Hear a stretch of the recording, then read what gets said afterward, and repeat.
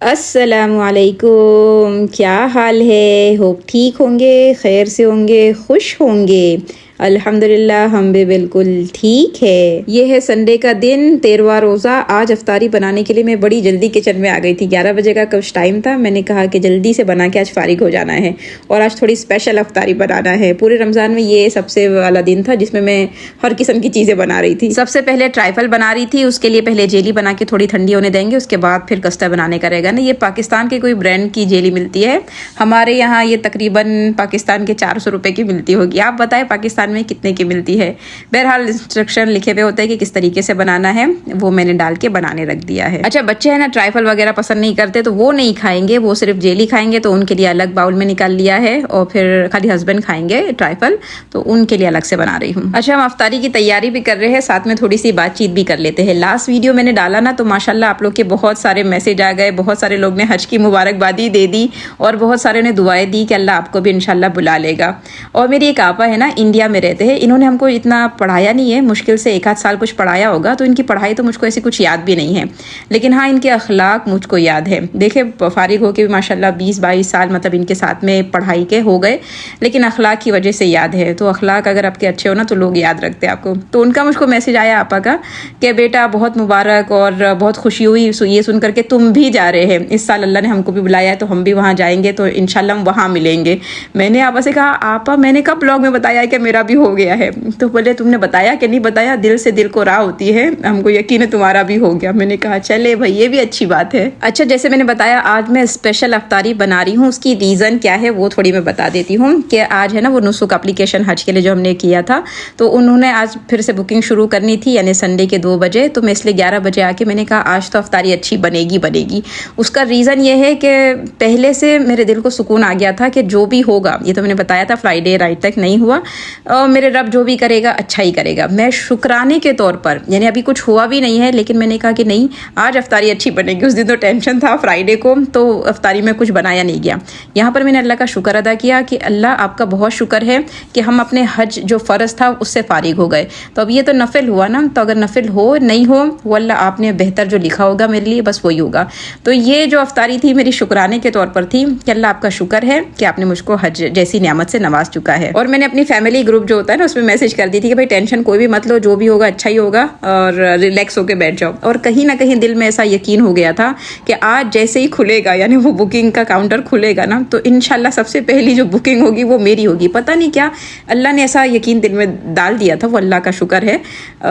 तो बस इसलिए थोड़ा रिलैक्स ही थे। हालांकि 2 ट्राई हम कर चुके हैं और लास्ट तक नहीं हुआ, लेकिन ये बार खुशफहमी बोले कि दिल बोल रहा है कि पहले ही हमारा हो जाएगा। तो माशाल्लाह ये ऐसा दिल का बोलना भी बड़ी अच्छी बात है। तो उसी खुशी में पहले से ट्रीट तैयार की जा रही है। अच्छा, इसके बारे में कुरान क्या कहते हैं ना, चले वो मालूम करते हैं। जैसे पिछले ब्लॉग में हम मूसा अलैहिस्सलाम के बारे में पढ़े थे कि इन्ना माया रब्बी सयहदीन, कि वो कौम बोलती है कि भाई हम तो फंस गए मर गए, लेकिन फिर मूसा अलैहिस्सलाम बोलते कि नहीं मेरा रब मेरे साथ है और वो मुझको रास्ता बता देगा। फिर क्या हुआ कि ये बनी इसराइल यानी समंदर पार करके पहुंच गए, पर जिस जगह पर पहुंचे हैं वहाँ खाना नहीं है, घर नहीं है, कपड़ा नहीं है। आप सोचे ना कि कोई अपना घर बार छोड़कर आया हुआ है और यहाँ पर कोई भी फैसिलिटी नहीं है, तो ये भी परेशानी में आके बैठ गए हुए हैं। फिर बनी इसराइल फिर शिकायत करने लग गई कि एक मुश्किल में से निकले नहीं, वहाँ तो एटलीस्ट घर तो था रहने के लिए और खाने के लिए खाना तो था, अपनी छत जमीन तो था। अब यहाँ ऐसी जगह पर है कुछ भी नहीं है, यानी बच के भी हम मरने जैसे ही है। एक मुसीबत में से निकले नहीं कि दूसरी मुसीबत में आगे फंस गए हैं। तो मूसा अलैहिस्सलाम अपनी कौम को वो वक्त याद दिला रहे हैं कि अल्लाह की नियामत को याद करो जब फिरौन तुमको अजाब देता था कि तुम्हारे बेटों को कत्ल कर रहा है और तुम्हारी औरतों को जिंदा छोड़ रहा है। फिर आगे से मूसा अलैहिस्सलाम अल्लाह ताला के बारे में कह रहे हैं कि अल्लाह ताला फरमाता है ल इन शकरतुम, अगर तुम शुक्र करोगे ल अज़ीदन्नकुम, तो मैं तुमको और ज्यादा दूंगा। देखिए ये तो तकलीफ का वक्त है, ये तो क्राइसिस का वक्त है, ये तो मुसीबत है। तो मूसा अलैहिस्सलाम ने तो इनको बोलना चाहिए सब्र करो। हम लोग ऐसे ही बोलते हैं, अगर किसी को मुसीबत में देख रहे हैं हम क्या बोलते हैं आगे से, भाई सब्र करो, इंशाल्लाह अल्लाह तकलीफ को दूर कर देगा और वक्त को आसान कर देगा। लेकिन कुरान हमको बता रहा है क्राइसिस में भी, मुसीबत में भी हमने शुक्र ही करना है, क्योंकि कोई भी मुसीबत ऐसी नहीं कि अल्लाह ने इससे बड़ी मुसीबत से आपको नहीं निकाला, बिल्कुल वो ज़ात निकालता है। तो अभी फ़िलहाल जो काम करना है वो है शुक्र का। जो इंसान शुक्र करेगा, अल्लाह का वादा कुरान में फरमा दिया अल्लाह ने कि उसकी नियामतों में इजाफा ही होगा। और शुक्र यही नहीं कि सिर्फ हमने ज़बान से बोल दिया अल्हम्दुलिल्लाह, बल्कि वो दिल में फीलिंग, वो जिस्म आपका मानने, दिमाग मानने को तैयार हो कि वाकई में ये मेरे रब का एहसान ही है कि वो हर बार मुझ पर नेमतों की बारिश करते ही रहता है। मैं तो इतनी गुनहगार हूँ, लेकिन अल्लाह मुझ पर बारिश करता है। तो अल्लाह आपका शुक्र है कि जब आपने बड़ी मुसीबत से निकाला था, हालांकि मैं उसके लायक नहीं थी, आपने उससे निजात दी, तो बिल्कुल आपकी ज़ात मुझको इससे भी निजात दे देगी। आपका इस पर भी शुक्र है। तो जब कोई इंसान शुक्र करता है ना, तो शुक्र एक ऐसा वजीफ़ा है, एक ऐसा अमल है, जिस भी इंसान की ज़िंदगी में शुक्र होगा ना, उसकी नेमतों को बढ़ने से कोई रोक ही नहीं सकता। हाँ, लेकिन जो बंदा नाशुक्रा होता है, फिर आगे फरमा दिया, फिर अल्लाह का अजाब भी बड़ा सख्त है।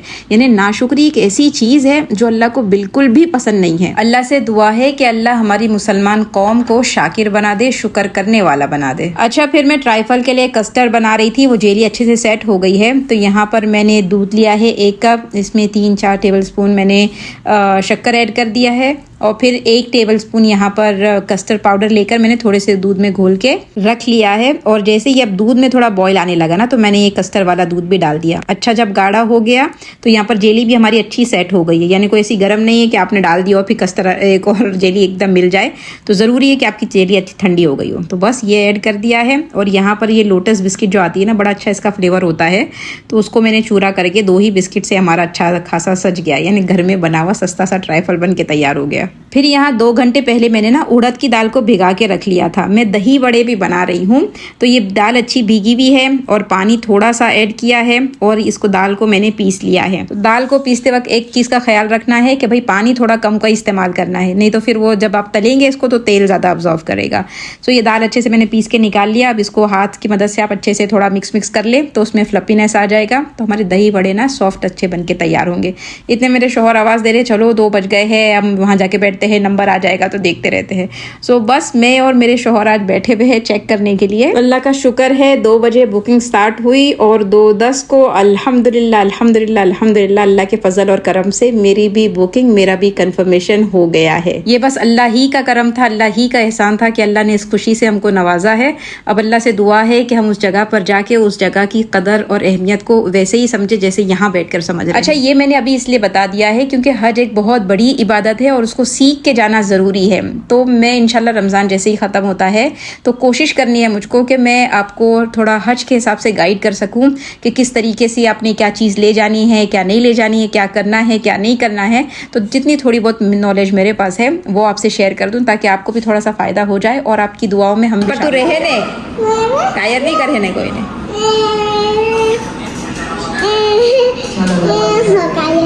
नहीं करे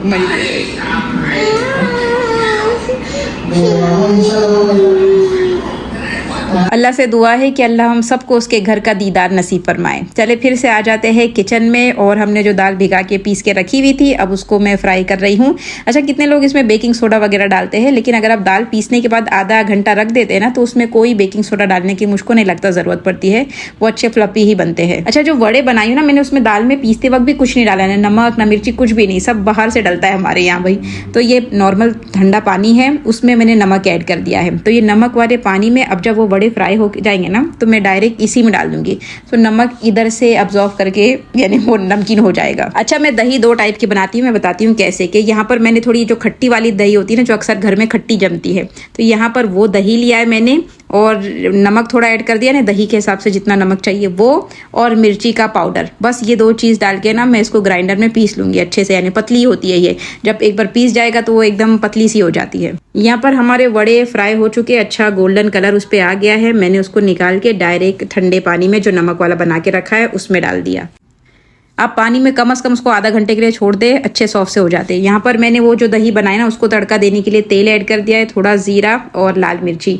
अच्छा, कितने लोग हैं ना ऊपर से तड़का देते हैं, लेकिन आप यकीन माने अगर आप इस दही में ही तड़का दे देते हैं ना, तो पूरे इसमें फ्लेवर हो जाता है। आप ऊपर से देते तो किसी वड़े में फ्लेवर जा पाता है तड़के का, किसी में नहीं। लेकिन इसमें माशाल्लाह देखे बड़े अच्छे से पूरे बघार में, यानी दही में पूरा अच्छा बघार हो गया है। वड़े भी बराबर भीग गए हैं। जब हमने पानी में डाला था तो गोल्डन कलर था, अब निकल रहा है तो वाइट है, यानी बराबर अच्छे से भीग भाग के फूल गए हैं। सो अच्छे से मैं उसको निचोड़ के पानी में से निकाल लूँगी, और वो जो हमने दही बना के रखा था ना, उसमें डिप कर करके एक एक वड़े को मैं निकाल लूँगी। फिर जितना भी जो दही बच गया है वो मैंने ऊपर से फिर डाल दिया। अच्छा, फिर दही बड़े है तो वापस से मैंने दही लिया है। अब जो दही लिया है ना वो अच्छी थिक और बहुत ज़्यादा खट्टी नहीं, और उसमें मैंने शक्कर डाल दिया था पर क्लिप थोड़ी सी वो हो गई। सो इतनी थिक है तो अब उसको मैंने फेंटने के लिए थोड़ा क्या कहते हैं बर्फ़ ऐड कर दिया है ताकि थोड़ी सी पतली हो जाए, बहुत ज़्यादा अब इसको पतली नहीं करना। पहले वाले जो हमने दही बनाए थे वो एकदम पतली सी थी, खट्टी थी, लेकिन अब जो दूसरी बनी है वो मीठी है और गाढ़ी है। ये इतनी गाढ़ी और इतनी है कि भाई सारे जो अपने वड़े हैं ना वो अच्छे से कवर हो जाए। ये डाल दिया, उसके बाद फिर उसके ऊपर इमली की चटनी डाल दिया। इमली की चटनी तो हर घर में बनी भी रखी होगी, इमली की चटनी है और उसके बाद ग्रीन चटनी है, वो दोनों डाल दिया है। और अब ऊपर से कोई ऐसे सूखा मसाला जिसको हम कहते हैं, लाल मिर्ची का पाउडर, ज़ीरे का पाउडर और धनिए का पाउडर, ये तीनों चीज़ें चाहे तो मिक्स करके डालें, मैंने तो ऐसे चुटकी चुटकी से हिसाब से उठा के डाल दिया। और हमारे मज़ेदार से दही वड़े बन के तैयार है। और आज के मेनू की लास्ट डिश सेव पूरी, वो मैं तैयार कर रही थी। पूरियाँ मैंने सुबह में बना ली थी, बस असेंबल करने का भी था। आप लोग बताइएगा कि आप लोग ये अफ्तारी में सेव पूरी वगैरह बनाते हैं या नहीं बनाते हैं। तो आज की हमारी अफ्तारी में दही वड़े है, सेव पूरी है, चिकन ब्रेड है, जेली है, ट्राइफल है और एम्पनादा है, कलिंगड़ है और शरबत है। माशाल्लाह, अल्लाह का शुक्र है। होप आज का वीडियो ब्लॉग आपने एंजॉय किया होगा। इंशाल्लाह फिर मिलेंगे, जल्द मिलेंगे, तब तक के लिए अस्सलामु अलैकुम।